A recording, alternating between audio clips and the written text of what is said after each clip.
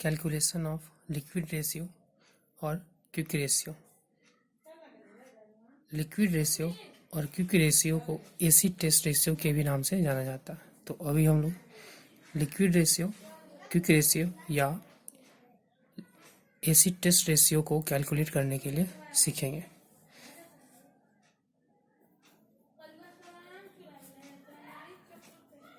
Quick ratio is equal to होता है liquid assets divided by current liabilities.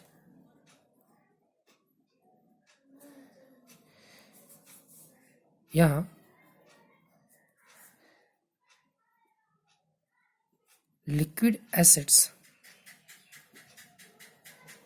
Is equal to current assets minus stock minus prepaid expenses. यहाँ एक question है। इस question में cash in hand 9000, cash at bank 4500, debtors 54000, bills receivable 18000, creditors 72000, bills payable 18000, provision for tax 31500 and stock 1,57,500 दिया हुआ। तो current assets को निकालने के लिए हमें cash in hand, cash at bank, debtor, bills receivable और स्टॉक को जोड़ देना है, तो हमें करंट एसेट्स मिल जाता है।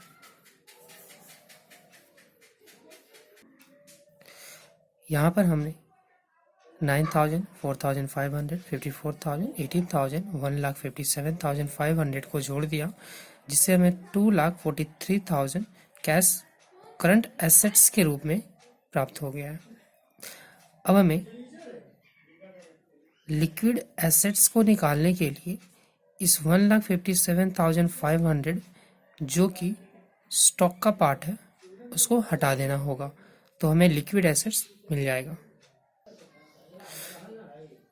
यहाँ लिक्विड एसेट्स के रूप में हमें 85,500 प्राप्त हो गया। अब हम करंट लायबिलिटी को कैलकुलेट करेंगे।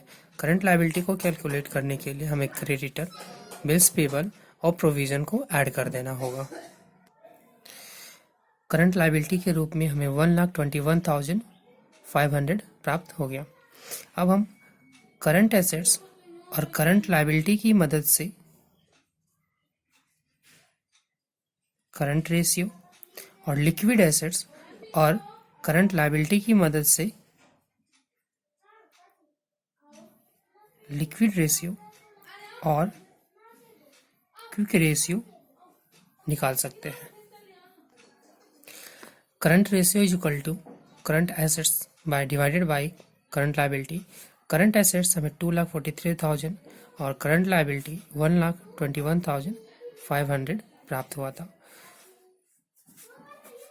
इसको कैलकुलेट करने पर ये हमें 2:1 के रूप में प्राप्त होगा और लिक्विड रेशियो और quick ratio is equal to liquid assets divided by current liability.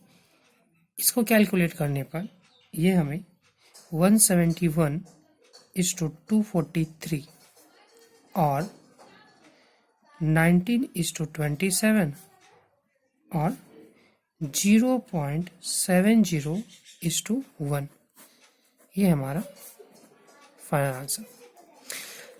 19 को 27 से डिवाइड देने पर हमें 0.70:1 प्राप्त होता है।